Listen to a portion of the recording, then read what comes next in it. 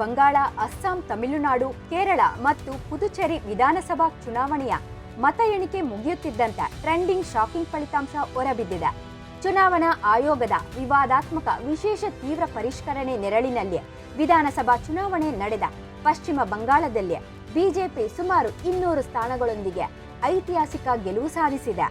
2021ರ ಚುನಾವಣೆಯಲ್ಲಿ 294 ಸ್ಥಾನಗಳ ಪೈಕಿ 215 ಸ್ಥಾನಗಳನ್ನು ಗೆದ್ದಿದ್ದ ಆಡಳಿತಾರೂಢ ಟಿಎಂಸಿ ಕೇವಲ 88 ಸ್ಥಾನಗಳಿಗೆ ಕುಸಿದಿದೆ.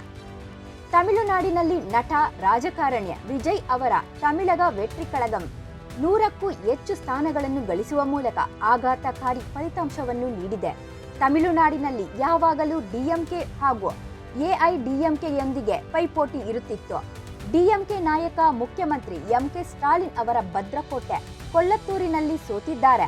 ಆದರೆ ಪಕ್ಷವು ಕೇವಲ 3 ಸ್ಥಾನಗಳನ್ನು ಗೆಲ್ಲುವಲ್ಲಿ ಯಶಸ್ವಿಯಾಗಿದ್ದು 55 ಸ್ಥಾನಗಳಲ್ಲಿ ಮುನ್ನಡೆ ಸಾಧಿಸಿದೆ.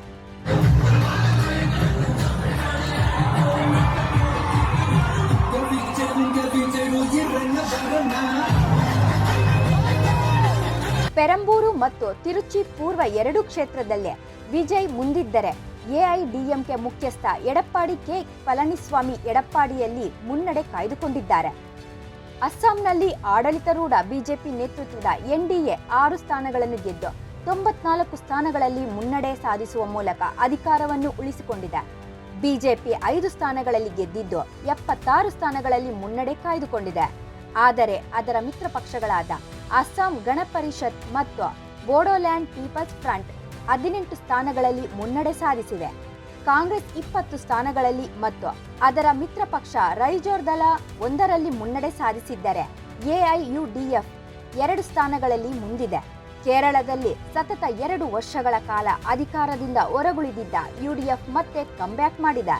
ಹಿಂದಿನ ವಿಧಾನಸಭಾ ಚುನಾವಣೆಗಳಲ್ಲಿ 41 ಸ್ಥಾನಗಳನ್ನು ಗೆದ್ದಿದ್ದ ಯುಡಿಎಫ್ ಈ ಬಾರಿ 100ಕ್ಕೂ ಹೆಚ್ಚು ಸ್ಥಾನಗಳನ್ನು ಗಳಿಸಿದೆ. ಹಲವಾರು ಸಚಿವರು ತಮ್ಮ ಸ್ಥಾನಗಳನ್ನು ಕಳೆದುಕೊಂಡಿದ್ದು ಸಿಪಿಐಎಂ ತನ್ನ ಸಾಂಪ್ರದಾಯಿಕ ಭದ್ರಕೋಟೆಗಳಲ್ಲಿ ಸೋತಿದ್ದರಿಂದ ಎಲ್ಡಿಎಫ್ ಪ್ರಮುಖ ಹಿನ್ನಡೆಯನ್ನು ಅನುಭವಿಸಿತು. ಇದೆಲ್ಲದರ ಮಧ್ಯೆ ಕರ್ನಾಟಕದಲ್ಲಿ ನಡೆದ ಉಪಚುನಾವಣೆಯಲ್ಲಿ ಕಾಂಗ್ರೆಸ್ ಜಯಬೇರಿ ಬಾರಿಸಿದೆ. ಬಾಗಲಕೋಟೆಯಲ್ಲಿ ಉಮೇಶ್ ಮೇಟಿ ಹಾಗೂ ದಾವಣಗೆರೆಯಲ್ಲಿ ಸಮರ್ಥ್ ಗೆಲುವು ಸಾಧಿಸಿದ್ದಾರೆ.